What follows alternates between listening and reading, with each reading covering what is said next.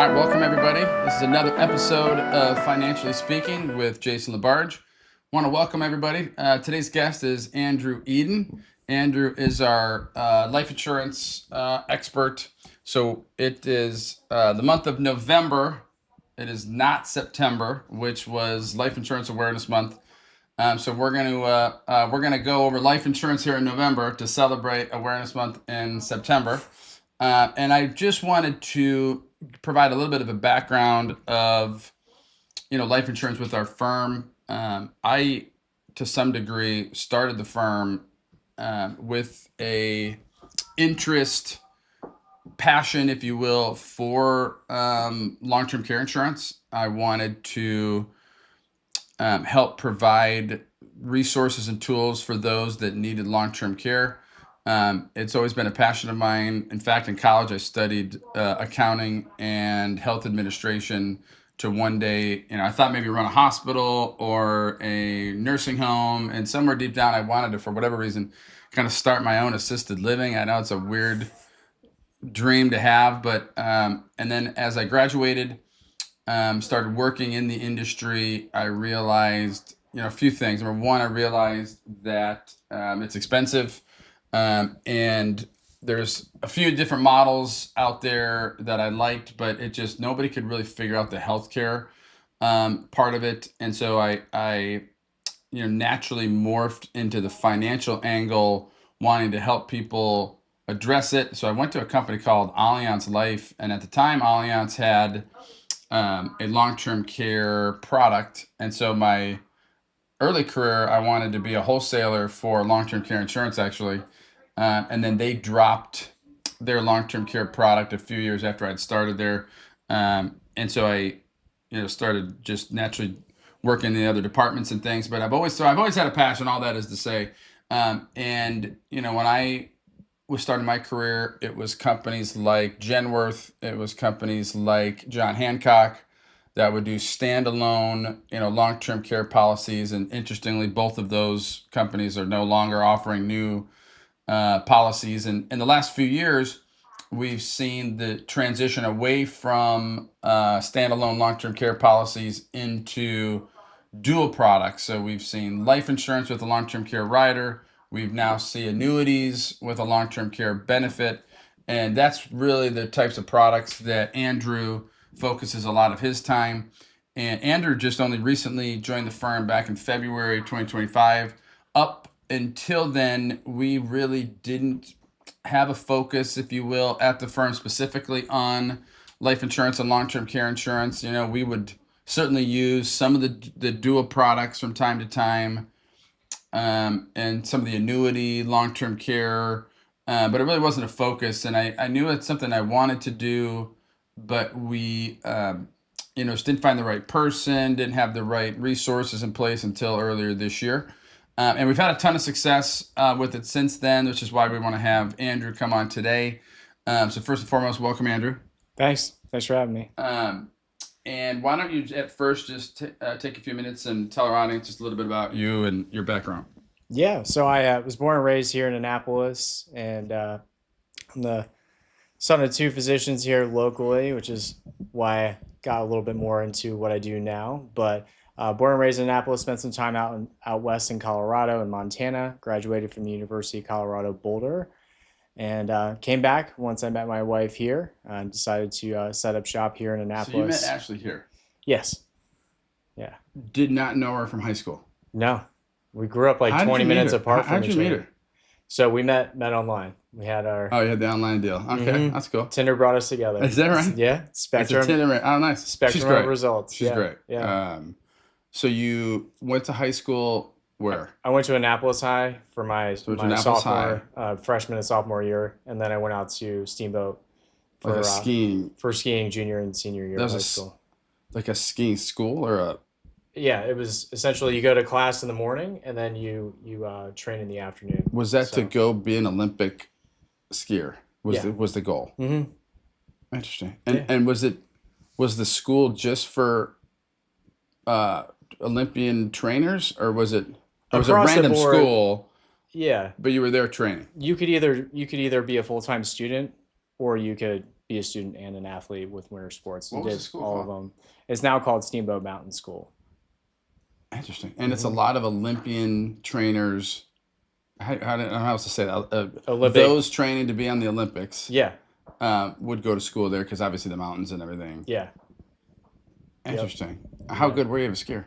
It's pretty good. Were you? I was competing with kids who came out of the womb, as I would say, with With skis skis on. on, yeah, yeah, So, but growing up around here, we go up to Whitetail, Liberty, Wisp, those yeah. places. Sure. And What's your favorite place to ski here? here, I would say I like Whitetail.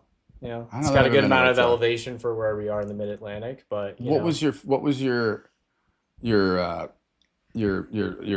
I trying to say? Your run, your discipline. discipline, yeah. Yeah, I did slope style. So the jumps and the rails and the kind you would see kind of in the X Games, which is now featured in the Olympics now. Sure, it was But when I Olympic. It was was doing X it, Games. Yeah, yeah, yeah. when I was doing it, it wasn't in the Olympics yet, but it got in kind of right after Do I you still finished high ski? school. Oh yeah, all the time. So my brother is a big skier. He got like a bad injury, and then that kind of Happens. yeah. But actually, we've been getting into it. My brother lives in Utah, and so we go every year out there, and then we've been going to Wisp, Yeah, and we went to Liberty, I believe, too. yeah, I think it was Liberty, but at any rate, so you graduate high school, go to UC Boulder, hmm um, do the college thing, graduate college, come back home right after that. yeah. I came back, and that's when I met Ashley. Yeah. So Tinder brought us to McGurk's in Baltimore. So great bar. And when was that? That was 2013. Okay. And you got married a couple years later. Yeah. And then 3 boys. Yep. 3 boys, 4, 2, and 6 months. That's great. Van, And Randy, and Finley. Ashley does what? Ashley's a nurse practitioner. So Okay. you can find her at the local PM Pediatrics when your kid She's great. cracks She's their a head great open. family. All right. So then you joined our firm in February. Yeah. Talk a little bit about what your role is here. Yeah, so I really do focus in on providing, I would say, security firstly for families, really wrapping their portfolio in a protective layer, as we call it, blue money here. And also long-term care is a big focus for a lot of our clients, especially those that are, close to retirement, entering retirement, just to make sure they have that extra layer of security. Because unfortunately, most of us are going to need long-term care at some point in our lives. So we do want to make sure we have at least a plan in place, whether that's a policy or, something else. So Totally. that's really what I'm focused on. And there's a series of challenges that doing your role presents. The first being just having the conversation. People don't want to have an uncomfortable conversation Right. around both long-term care and life insurance. Just what happens when I pass away. People don't like those conversations, do they? No. I mean, most people, I think understand that death is coming for all of us at some point. We just don't know when. Sure. But it's not necessarily the funnest topic to go over, but it's important because, you do want to plan on having that security in case something were to happen, as well as long-term care coverage if you need it. So we're going to talk about a few other challenges here as we go, but I think the establishing the need is the first thing. We've been seeing a lot of life insurance, even in the last couple days, with families coming in. They don't know that they need it anymore. They don't necessarily want to spend the money on it. But part of our first job is to help people understand what do they currently have. Yeah, you want to do an assessment of what they have, and a lot of people you want to start with their employer. Because a lot of people do have life insurance through their employer, but I like to remind folks that I would look at that as more of a bonus, and it's very advantageous to have your own policy that you control and that you have a health rating based off of you instead of a group policy. Plan. Right. So for a lot of those, they're not portable. Can't take them with you. Can't take them with you, and even if you stay at the same employer your whole career, you're going to retire. Right. And at some point, hopefully. Hopefully, and you want to make sure that you have your own policy so that you actually control. And most employers, they just don't give you all that much coverage. You need a lot more than you typically get. And I think what we try to educate is that it's not about necessarily the coverage anymore. I mean, the older you get, I think the less valuable it is in terms of paying your house off. Yeah. Or it's more about leaving a legacy and tax planning is really Absolutely. what it's more about the fact that these plans are tax free, Yep. and that's something that, look, we can't take that for granted. There's lobbying that takes place every year from the life insurance lobby to keep death benefit proceeds tax free. Yeah. When I have a friend of mine who's a lobbyist, and he's like, that's not a given, right? To have those proceeds tax free is not something that's a given. It's been like that for decades, but that doesn't mean that it's going to continue to be. And so anytime you have a threat of it being taken away from us should indicate the value inherent in it. But it's been tax free for so long that we forget that that's not a given, and that's spectacular to get a bucket of money tax free to your spouse, to your kids, so on and so forth. Yeah. Yeah. No, it's really valuable. I mean, I think a lot of people think of life insurance strictly in terms of coverage and Yeah. death benefit, Yeah. but once you really get further into it, you can think of things like living benefits and the Yes. tax benefits and Yes. legacy planning and estate planning. We look at our accounts, we look at our 401k, we look at our TSP IRAs or whatever, and we see a figure, not really understanding or internalizing. That's not all of our money, right? Right. We always joke, there's a partner, that you have with that account. That partner is the United States government, and we don't know how much the partner's going to get of that. Right. But with life insurance, we know exactly what it is. It's tax free, and just the value of that. I don't think people really see or grasp. They're looking at a cost, which is what our second biggest challenge is overcoming the cost. Yep. Because people see what the monthly premium is going to be or what the annual, whatever it is, and then they compare it to things that they know. But you really can't compare it to anything because it's unlike anything we buy regularly. Yeah. I understand a lot of people have kind of sticker shock when they see life insurance premiums. And I like to remind folks to think of kind of what you're getting with life insurance. It's not about what you're spending. Why it's what you get. get it. Yeah. Because one of the motivating factors for me to get into life insurance is sure, I loved hearing stories from my parents about patients growing up. I still get to hear those same kinds of stories from my wife. But we used to live across the street from somebody who, his wife actually, they had two kids, and the wife, just before she was about to give birth to the second, was diagnosed with stage 4 cancer. Oh. While pregnant. Yes. Oh. And she passed away shortly after Terrible. she gave birth. And it just made me and my wife realize just how important it is to have that type of protection in place because you never know, man. You just never know. And finding, you're trying to grieve, you're trying to think about how you're going to plan your life after that. And that's why we went out immediately and started looking at life insurance. A lot of time it's there's a situation like that reminds us why we do it. Yeah. And we don't want it.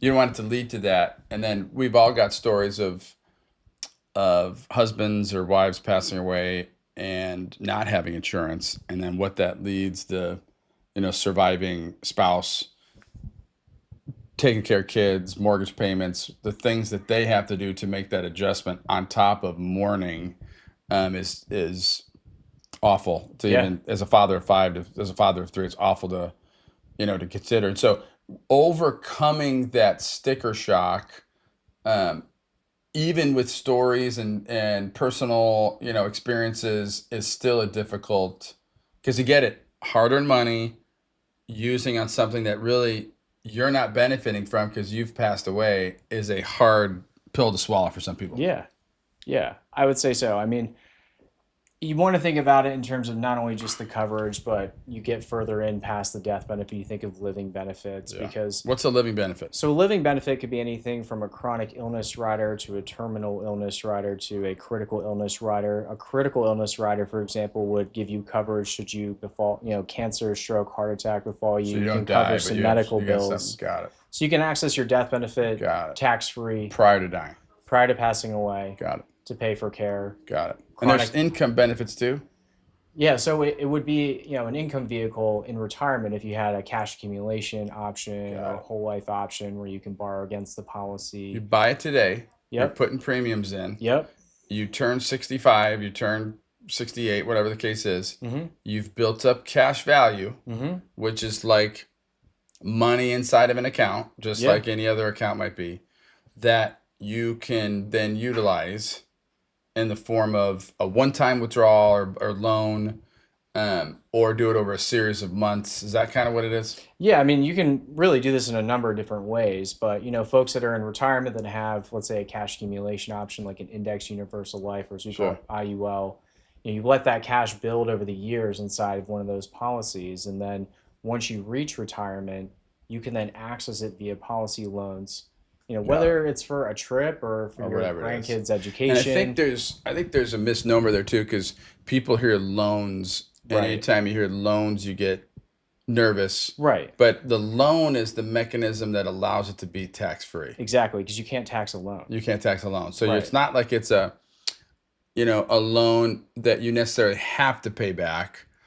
Maybe you should, maybe you shouldn't, but it isn't like a bank loan where if you didn't pay back, it goes to a collection agency. It's not doing any of that. right, Yeah, yeah, and typically, the loan does have an interest rate on it, but the cash accumulation that continues to build inside of the it's paying policy, for that. continues because you're not taking the cash directly Totally, out of your policy. You're totally. taking a loan You're from the taking a loan. insurance company, and they use the cash in your policy as collateral, but Totally. that cash continues to build. That's been an eye opener for me, right? When we have families come in here with plans that have cash value, and to then leverage those, um, as a monthly income supplement, or use it for a trip. There was the whole book. Pam Yellen wrote a book called Bank on Yourself. Hmm. And for younger families, younger clients, that was a way to, instead of using banks to buy your cars or your home or whatever, you can use your life insurance. Yep. You got to be diligent on paying it back, so then you can continue to use it. But so there are a multitude of ways of use it.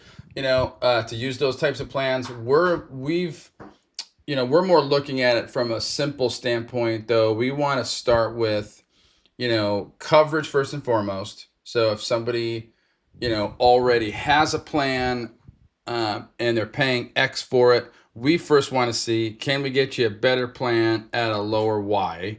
Yep. Or we want to try to determine, if we continue to pay X, can we get them a higher death benefit? So Right. we're first going to start with evaluating that. Now, that's going to depend on the age somebody bought it, right? The older you are, the more expensive it's going to be. So, we can't always either save money or increase death benefit. We're going to try, Right. but that's our first evaluation. Then our second evaluation is around, can we create a bucket of money to either be used for long-term care in the event that someone needs a nursing home, or a bucket of money that is available at your passing to then go to your beneficiaries tax-free. That's really Yeah. what our first aim. Yeah. Yeah, absolutely. I mean, you want to see if you can save them money. You can add any benefits in that Yeah, they might not currently true. Or if we have. can add a benefit, true. Yeah. Because a So lot of those riders are relatively new. I would say relatively new. I mean, most riders now, most included riders would be like a terminal illness rider. So a Sure. lot of policies will give you access up to 90% of your death If you're benefit terminal. if you're terminally ill, 24 or Got it. 12 Whatever it months. is. Yeah, Yeah, got it. according to your doctor. Got But it. yeah, I mean, there's all So sorts of there's different. upgrades you can make to plans that were purchased years ago. Yeah. And that's what we're going to first review, Hmm.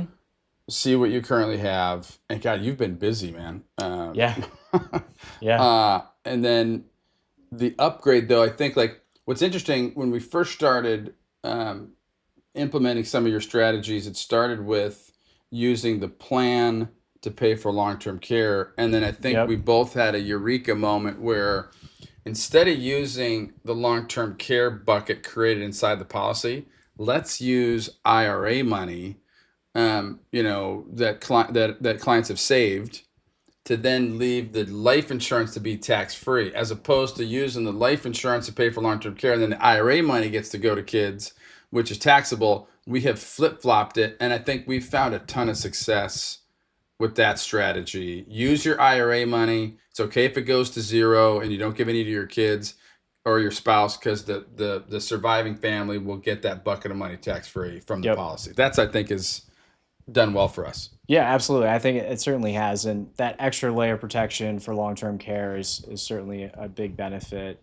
And IRA money certainly should be used first because you want to preserve that death benefit. If Totally. there's anything you leave, I mean, life insurance death benefit is certainly a Yeah. good thing to Yeah. leave to your Sure. family. Sure. And I think one of the most important points that I've seen you implement too is we are going to show our clients how to pay for it, right? Like when they Right. see that sticker, they don't have to figure out how to pay for that in their budget.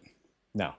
We're not trying to add to your monthly bills if Right. we can help it. And Right. we really are leveraging clients' portfolios Right. primarily. Earnings, Gains. Yep. RMDs. You got to take that money out anyway. So you're Right. transferring it from an asset that is awful to go to kids. Yeah. 50%. I mean, Yeah.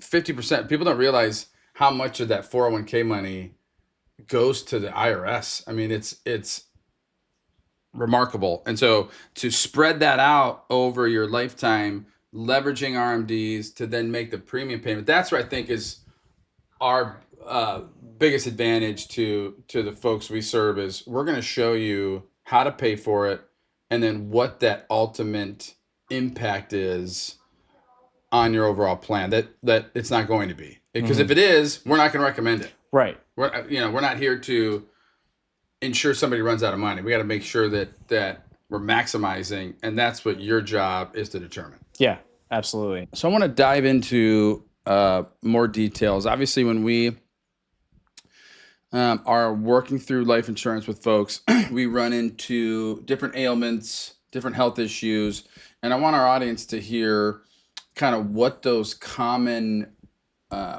health issues are, and then how you've seen us still be able to place cases even when we've got underwriting things to go through. Yeah, I would say a lot of common ailments that people might count themselves out would be diabetes, Sure. cancer, Yeah. neuropathy, as a few there. Sure. So it really depends on how long ago it was. For cancer, for example, if you had cancer 10 years ago, you don't have any current treatments in place right now. You're, as they say, free and clear. Okay. That's going to be a big factor when it comes to the actual underwriting. So a lot of people think, hey, if I have, a really high A1C for diabetes, or I had cancer within the last 5 years, Sure.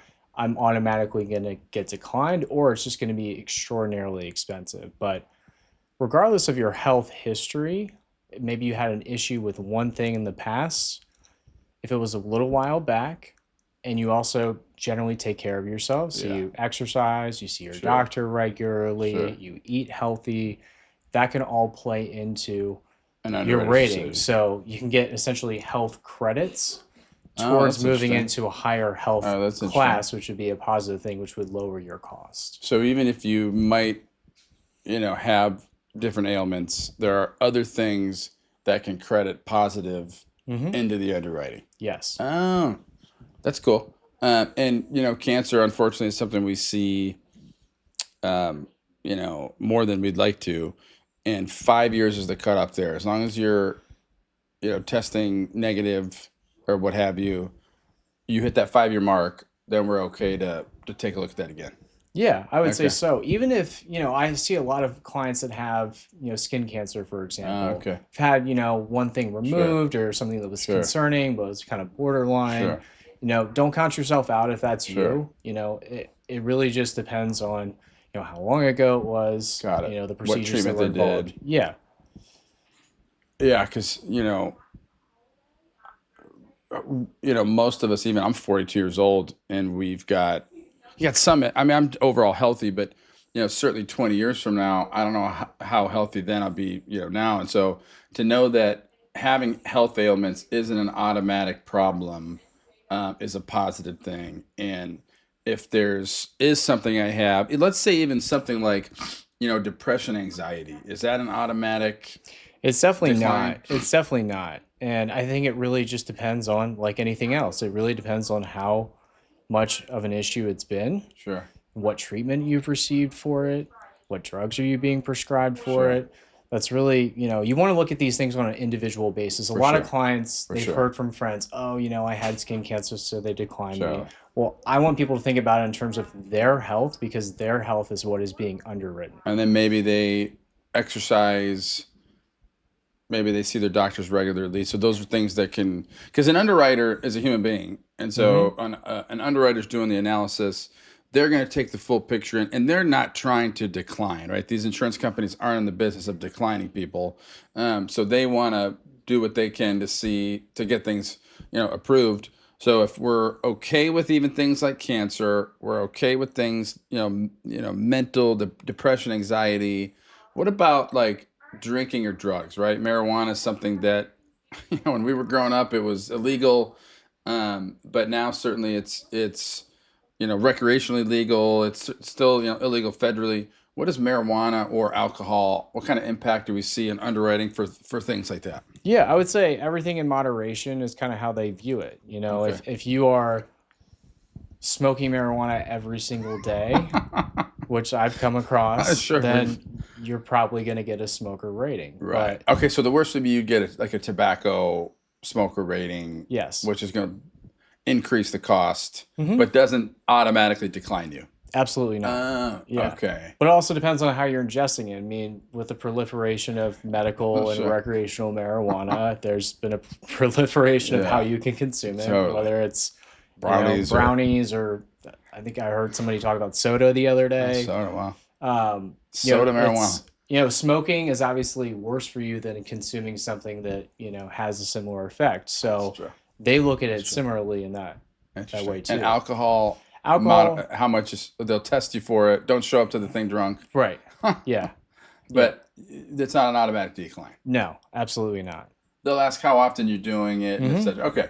Just like So your physician would at just like your anything else. Yeah, yeah, just like anything else. I hear you. yeah. So if underwriting isn't as problematic as I think the average person thinks it is, what about cost? Like how much is how much are some of the plans that we see or that you're using?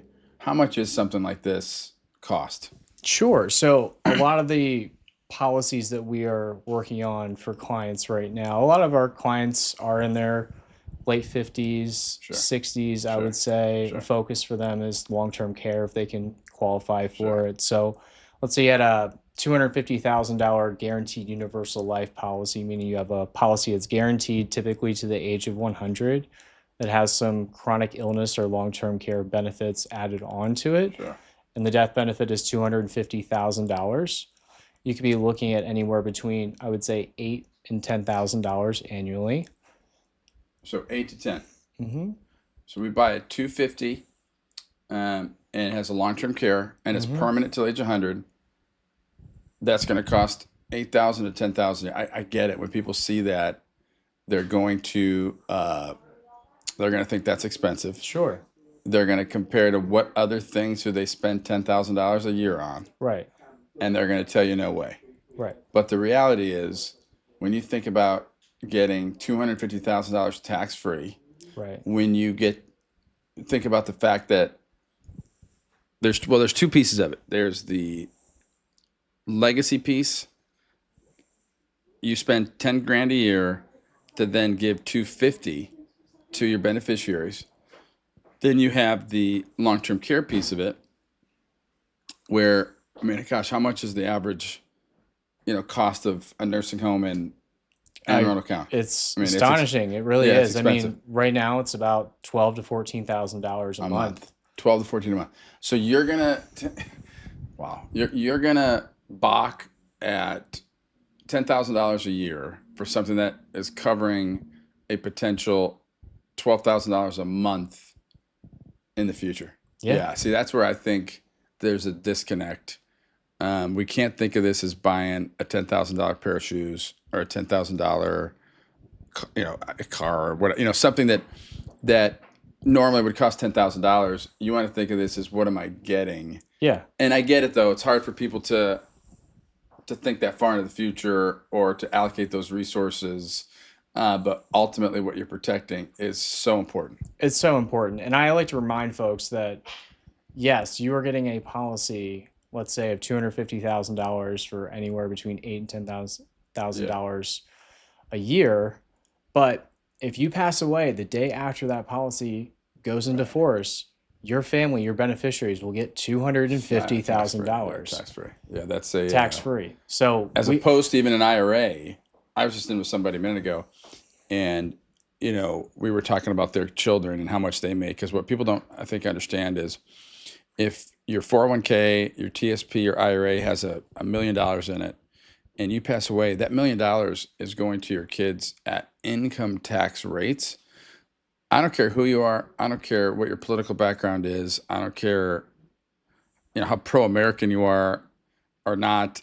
You didn't work for 50 years, for 40 years to give $400,000 to the IRS Yeah. of that million. Doesn't feel good. No, so it, and even having the insurance doesn't change that fact, right? You're still going to give $400,000 to the IRS or whatever that amount is, but it's alleviated knowing that your kids are also going to get $250,000 in tax free. And a lot of clients will say, forget about Junior. I love Junior, but Junior's on his own. Yeah. What about your wife? Right. What about your husband? Right. And so that's where I think it's important. And $8,000 to $10,000 a year, particularly for that same client that has $1 million in an IRA or 401k, they have to take out $30,000 a year. Yeah. When they hit RMD age, Yep. they're taking 30 grand out of there anyway, almost $40,000 Right. anyway. And so you have to withdraw it anyway. Yeah. And so that's what that to me is. Repurpose it into something. Yeah, you're repurposing it. And so now let's say, how old was that client in that example? A male or female in their, I would say, mid-60s. Or was it late 50s or was it? It's kind of in that range. I would say So late 50s, mid-60s. Let's say it was a little bit older. Yeah. Same 250. Let's say they're, I don't know, 68, 65. How much is something like that going to be? Are we So talking for 250,000, I would say anywhere between 12 to 15. So if you then extrapolate that out to say, so let's say it's 10 grand for 250. Is it then 40,000 for $1 million? I would say that easy to, if you're in for the same age group, let's say. Yeah, I would say that's accurate. Is that right? Yeah. So that's expensive. Sure. But again, $1 million in tax-free benefit. Yep. And then not only that, when you're talking bigger plans like that, that's where cash value and cash value loans really comes. So if you're in the ballpark where you're looking at, $1 million plan, you're number one, probably okay with spending, $30,000 to $40,000 a year for the tax benefits that the benefit will provide you. But those folks tend to also be in the type of client, or they tend to be the type of client that will also look at taking those loans and leveraging that cash value and turning that into income, right? It's those higher end type of clients that tend to look at that tax-free income as a benefit. And look, we can illustrate that out, right? So we can run the quote, show you what those benefits are going to be. There's nuances to it. It's hard on a podcast like this to talk about a general when it's each individual person. But those loans can be incredibly valuable. Yes. Because you're pulling, think about it, if you're putting $40,000 for 10, 15 years inside of an account, getting some growth on that, to then turn right around and take that out tax-free, we used to call them a power Roth. Yeah. Back in Allianz, that's what we call them, as a power Roth, which was, because a Roth, you can only put in $7,000, $8,000 a year. And so to be able to put $40,000 into something later that comes out tax-free, that's pretty powerful. Well, IUL came out the same year in 1997. Is that right? As the Roth. Yeah, nice. Yeah. Yeah. Did they really? Uh-huh. In 19, really? Is that right? Mm-hmm. Oh, wow. So that's an interesting bit of history. So yeah, when you're a higher net worth person, you cannot contribute to a Roth. You tend to make too much money. Yep. So this gives you the avenue to do that. And a lot of our higher net worth folks will already come in here with, some sort of a life insurance plan, and for those that don't, those are the folks that are buying a lot of these. And what we're trying to do is not have it be a plan just for the wealthy. Yeah. You know. Yeah. Absolutely. Yeah. And so health is a concern. Cost is certainly a concern. Talk about just the nuances or the things that are involved after you've done an application. Like after the client signs the paperwork to do it, what takes place after that? So after you sign, Yeah.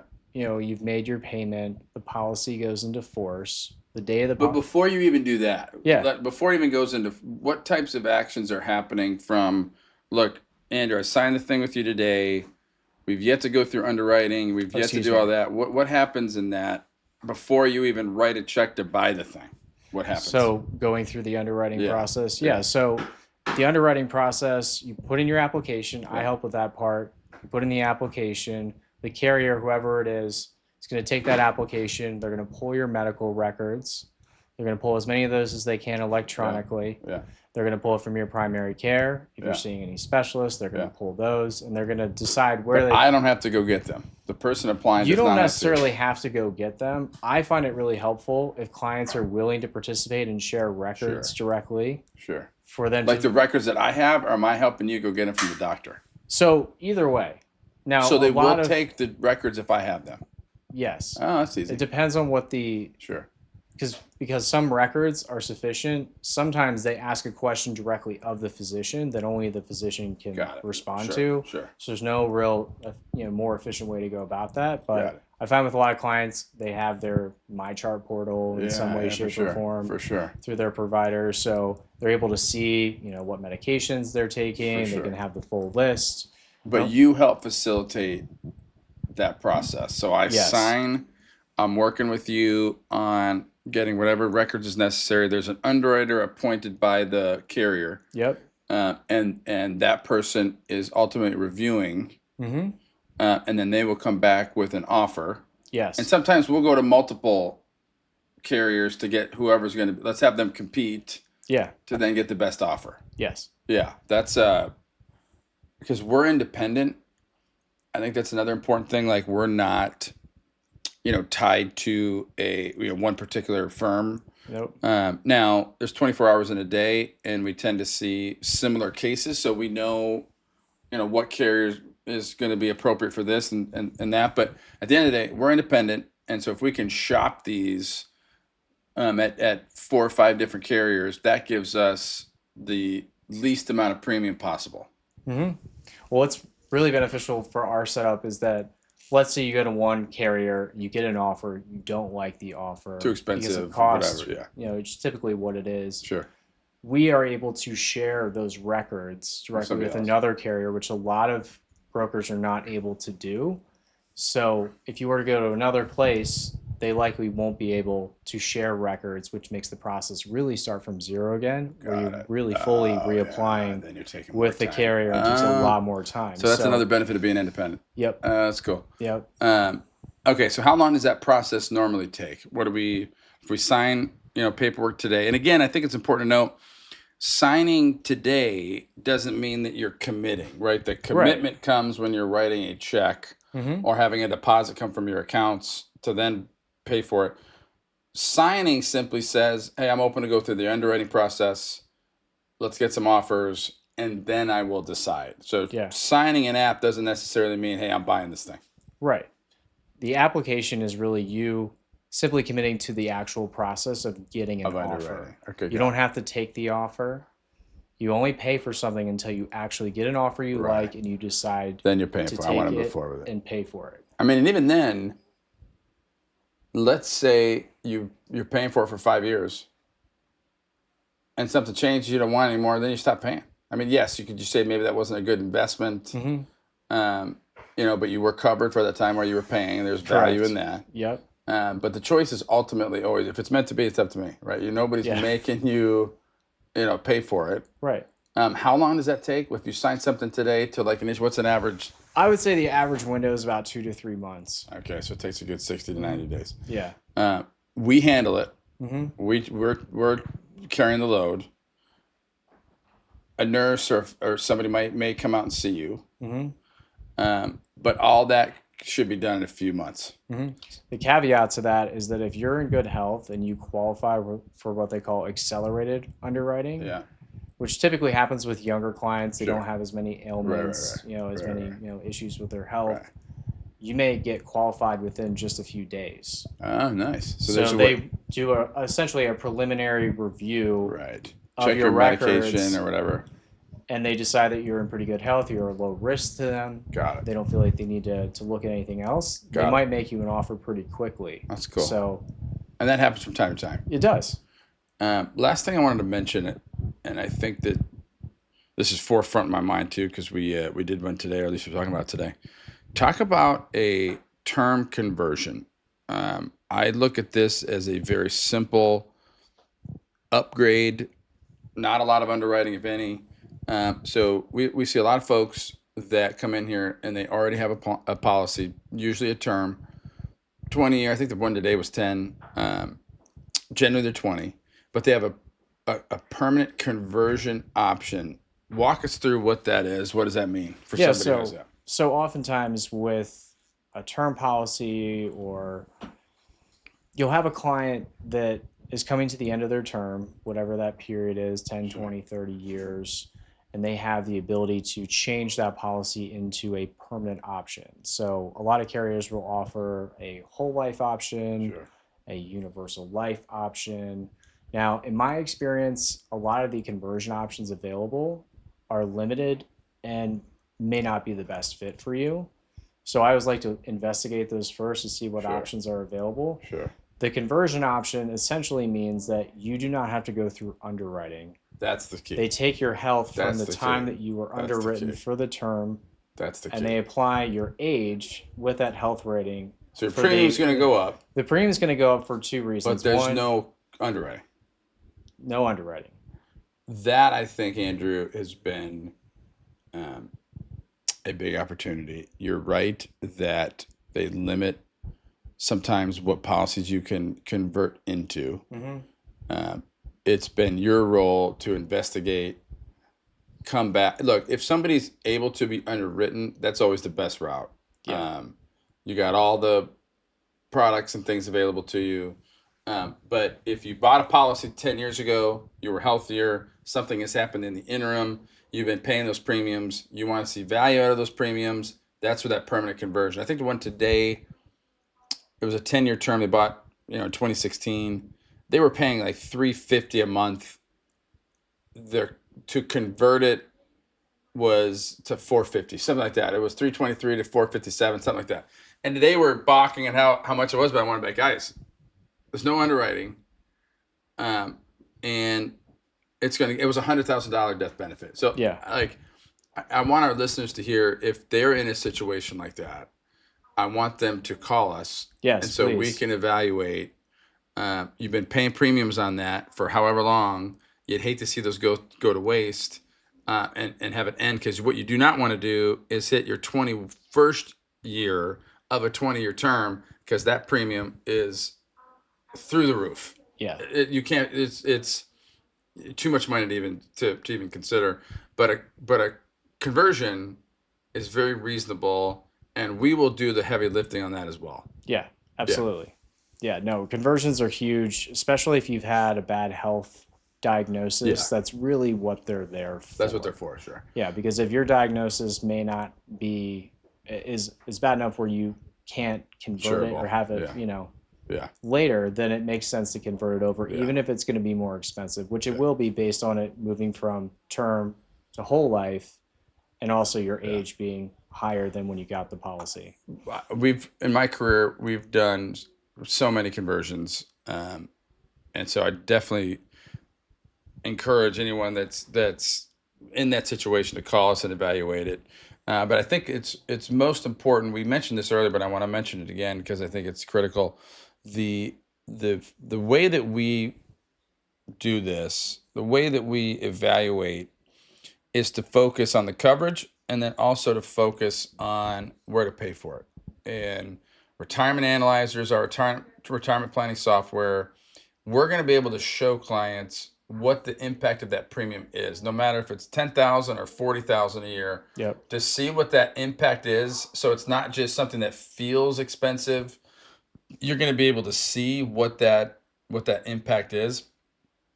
I think that's most important. And then on top of that, the source of those premiums for a lot of our folks is their RMD. You Yeah. got to take the money anyway. Yeah. And a lot of clients aren't using They're their not going to use it. RMDs. Like, They're just that's not. a scenario that's a slam dunk. Yeah. Because would you rather give your children, grandchildren, a taxable event or a taxable account or a non-taxable account? And in some cases, you can give them both. Yeah. Right? You're taking from the RMD to pay on the policy. You pass away, they're getting both. And so that, I think, is the biggest benefit that we've built in. We call it blue money, as Andrew mentioned before. Green money's our income. Red money's our liquidity and inflation hedge. Blue money is what protects the portfolio from those outside threats, early death, long-term care coverage, but it's also that legacy play. And so I think it's that, to me, from an outsider looking at what you do, that's your biggest value. Yeah. It's a big piece of it. Oh yeah, absolutely. And I really encourage folks to come. If you have a policy, if you don't have a policy, you have a policy through your employer, just come talk to me, because I'd love to just take a look at it, see what you got, what you need. Yeah. We can really decide. And we didn't mention this earlier. There's also the bridge annuities. The bridge annuities allow people that cannot get underwriting to, and even those that might be able to, right? If they've got, a bucket of money sitting in the bank, or they have some after-tax accounts, they can invest that into an annuity that will make an interest rate, 3, 4, 5% or whatever the rate is. But then if you can go through a series of underwriting questions, it will then create 2 or 3 times a long-term care bucket. Yeah. So let's say you put in $50,000, which is the minimum for the Equitrust long-term care bridge product. Based on your health rating, you get 2 to 3 times what you put in. So it could be 100,000 or to 150,000 as a benefit base to use for long-term care that you take monthly. So you take it monthly. So as you age, the longer out you are from when you got the policy in place, the larger the monthly benefit is that you can draw off the policy for 5 years. You can pull for 5 years. And 5 years. And the average stay in a nursing home is going to be 3. Yeah, 2 to 3 years. Okay. So you can invest $100,000, let's say. That $100,000 is earning interest. So if you never need long-term care, it's there as an investment. Beneficiary. You still have a beneficiary. It's a CD. Yeah. But if you need a nursing home, you could have up to $300,000. It would be 300. If you put in 100, you can go to 2, or you can go to 3. Yeah. And 70% of the people that apply get the preferred rating, which means you get the 3 70%. Times. Yes. And then, but everybody gets at least the 100 to 2. Did I read that, or is that not the case? 1 to 200. Yeah. Yeah. So we can create that long-term bucket. It's just a matter of, can we get the tripler, if you will, or the 150,000. So that can be a good option for those that don't want to pay an annual premium. I still would prefer the life policy. Just I don't know if that's just experience or just I think recency bias. I like the life policy idea because you have more access to benefit. Right. And I think, like, from an investment standpoint, even though I evaluated one of these policies, the annuity policy, years ago, and the interest rate was very low. Now, granted, that was in a low interest rate environment. They've gone up. I was impressed with the way that it can earn, not even considering the long-term care piece of it. And so that's an option. Your life insurance is an option. So we have several tools in the toolbox to address what I think is a major issue with all the health ailments on the rise. But again, more importantly, we can demonstrate what the impact of those premiums can be. And that's what I think is most important. Yeah, absolutely. And I encourage folks to just not count yourself out. Let's have a conversation about it. And don't let the sticker shock overwhelm you. Don't let the sticker shock overwhelm you. Don't let any feelings of your health overwhelm you. Yeah. There are options out there that we can explore. Yeah. And we just want to make sure that we've done our due diligence in looking into those options to make sure you've got something in place. And if you don't, we at least encourage you to speak to your family and make sure that you have a plan in place. It's important. Yeah. It really is. Yeah. I think the key word you said, there's due diligence. We all need to do our due diligence. If it's meant to be, it's up to me. Yep. So that's our show today, Financially Speaking with Jason LaBarge. I want to thank Andrew Eden. We got through the longest podcast we've done to date on a topic like long-term care insurance. Buddy, we made it. But I thought it was worth spending the extra time. You did great. Thank you for your time today. Yeah, no worries. That was great.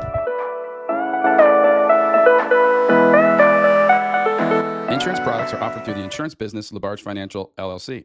LaBarge Financial, LLC is also an investment advisory practice that offers products and services through AE Wealth Management, LLC. A registered investment advisor. AEWM does not offer insurance products. The insurance products offered by LaBarge Financial, LLC are not subject to investment advisor or broker-dealer requirements. Securities offered only by duly registered individuals through Madison Avenue Securities, LLC, member FINRA SIPC. AEWM and MAS are not affiliated companies of LaBarge Financial. Investing involves risk, including the potential loss of principal.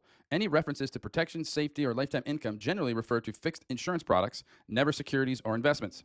Insurance guarantees are backed by the financial strength and claims-paying abilities of the issuing carrier. This podcast is intended for informational purposes only. It is not intended to be used as the sole basis for financial decisions, nor should it be construed as advice designed to meet the particular needs of an individual's situation. LaBarge Financial is not permitted to offer, and no statement made during this show shall constitute tax or legal advice. Our firm is not affiliated with or endorsed by the U.S. government or any governmental agency. The information and opinions contained herein, provided by third parties, have been obtained from sources believed to be reliable, but accuracy and completeness cannot be guaranteed by LaBarge Financial.